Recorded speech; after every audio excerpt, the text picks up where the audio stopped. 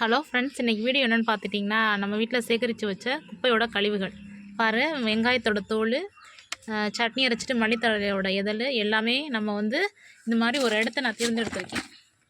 இந்த இடத்த தேர்ந்தெடுத்துட்டு இதை நல்லா இது பண்ணிவிட்டு, முன்னாடி என்ன பண்ணோம், லிக்விட் ஃபெர்டிலைசர் தயாரித்தோம், திட கழிவுகள் தயாரித்தோம். இப்போ என்ன பண்ண போகிறோன்னா, இதை இந்த மாதிரி இடத்துல அம்மட்டையும் கொட்டிடணும்.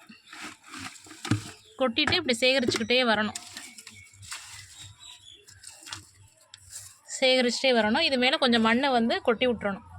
கொட்டி விட்டோன்னா நல்ல இதாகிரும். நம்மளுக்கு நல்ல ஒரு மண்புழு உரம் மாதிரி அழகாக கிடைக்கும்.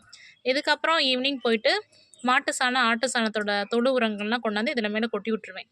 இது நம்ம வாளியில் பக்கெட்டில் சேகரிக்க வேண்டிய தேவை கிடையாது. அப்படி பண்ணுறவங்களும் பண்ணலாம். இடம் இருக்கிறவங்க இது மாதிரி கொட்டி போட்டுருங்க. ஒரு 14 டேஸில் நம்மளுக்கு நல்ல ஒரு உரம் கிடச்சிரும். அவ்வளோதான் ஃப்ரெண்ட்ஸ், இன்றைக்கி நம்மளோட வீடியோ பிடிச்சிருந்தால் லைக் பண்ணுங்கள், மறக்காமல் சப்ஸ்கிரைப் பண்ணிவிட்டு பக்கத்தில் இருக்க பெல் பட்டனை கிளிக் பண்ணுங்கள். அப்போ தான் நான் இதுக்கப்புறம் சொல்லக்கூடிய டிப்ஸு வீடியோஸ்லாம் உங்களுக்கு நோட்டிஃபிகேஷனாக வரும். Thank you friends.